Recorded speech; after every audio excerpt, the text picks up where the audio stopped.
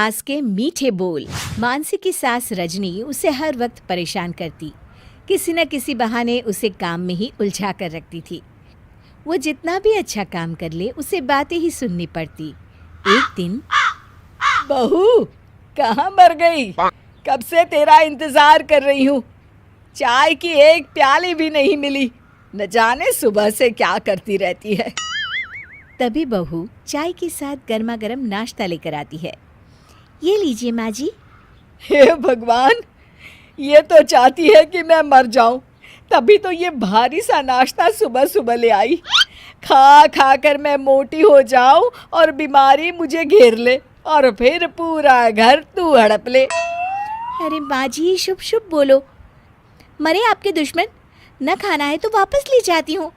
बातें इतनी तो ना बढ़ाओ। ठीक है, चलो जाओ यहाँ से। कोशिश करती हूँ थोड़ा बहुत खा लूँ।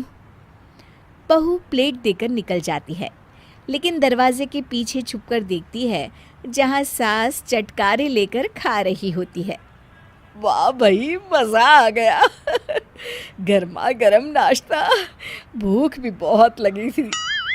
और वो सारा नाश्ता चट कर जाती है। दोपहर में सास एक बार फिर से चिल्लाती है, अरे बहू, कुछ खाने को नहीं बनाया? क्या चाहती है तू कि मैं भूखी ही मर जाऊं? अरे कहाँ मर गई तू? जिंदा हूँ माँ जी। और बहू प्लेट में खिचड़ी लेकर आती है। अरे ये खाना कौन खाएगा? खिचड़ी भी कोई खाने की चीज है? माँ जी, आपको डॉक्टर ने यही खाने को कहा है। हाँ, तू बड़ी मेरी माँ बनी है। अरे नहीं खाऊंगी मैं, ले जा यहाँ से। देखिए माँ जी, यही है खाने में और कुछ नहीं। इसे तो खाना ही पड़ेगा। और हाँ, मुझे अब कपड़े भी धोने हैं, मैं चलती हूँ। बहू के जाने के बाद सास खिचड़ी खा लेती है और सो जाती है।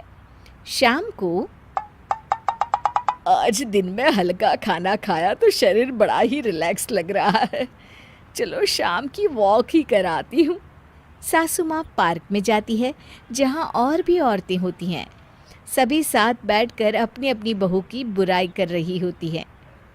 अरे मेरी बहू ने तो जीना हराम कर दिया है। कभी दोपहर का खाना शाम को देती है तो सुबह की चाय दोपहर में। मन तो करता है निकाल दूं घर से उसे। अरे मेरी बहू का क्या बताए। करमजली को पता है कि डॉक्टर ने मुझे चीनी और नमक कम खाने को कहा है, लेकिन जानबूझकर ऐसा खाना बनाती है कि मैं खा ही ना पाऊँ। अरे मेरी बहू के तो क्या कहने, हर बात का जवाब, हर बात में लड़ाई।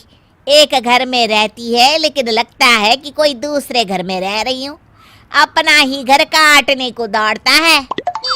शांत बैठी रजनी सब सुन रही होती है। तभी एक बुढ़िया उसे कहती है, अरे क्या हुआ रजनी बहन, सब ठीक तो है? रजनी कुछ नहीं कहती और वहां से चली जाती है। रजनी घर आती है कि तभी मानसी हाथ में छाछ का ग्लास लेकर आती है। कहाँ गई थी माँ जी आप? कितनी देर लगा दी? मोबाइल साथ ले जाया करिए अगर कहीं जाए तो। सबको चिंता हो रही थी। हाँ, ये लीजिए, छाछ पी लीजिए, पेट ठंडा रहेगा। रजनी कुछ सोचती है, फिर जोर से चिल्लाती है, हाँ, तू तो यही कहना चाहती है ना कि मेरा भेजा गरम रहता है। अरे तू ही पी ले ये छाछ। इतना बोलते हुए सास पूरी छाछ पी जाती है। एक दिन रजनी की बहू रोते हुए घर आती है। अरे क्या हुआ?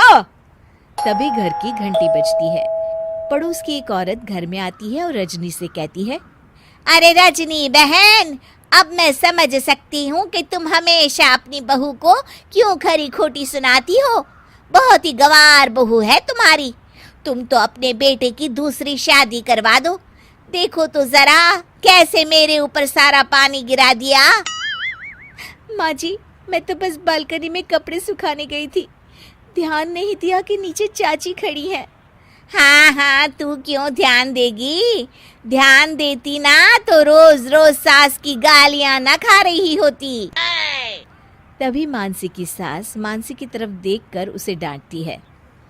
अरे बेवकूफ, कोई काम ठीक से नहीं कर सकती है। सिर्फ पानी डालने की क्या जरूरत थी? ऐसी औरतों पर तो बाल्टी मारना चाहिए था। मानसी सास की बात सुनकर हैरान हो जाती है। तभी सास पड़ोसन से कहती है, वो मेरी बहू है, मैं उसे डांट लगाऊं या गालियां, तुझे क्या मतलब? और हाँ, मेरी बहू को गवार कहा ना तो तेरी खाट खड़ी कर दूंगी। चल निकल यहाँ से, और दोबारा लौट कर मत आना, वरना डंडे से मारूंगी। पड़ोसन के जाने के बाद और तू यहाँ क्या खड़ी है? जा जाकर मेरे लिए अच्छा सा नाश्ता बना कर ला। मानसी वहां से चली जाती है। शिक्षा, बोल भले ही कड़वे हो, रिश्ते में मिठास होनी चाहिए।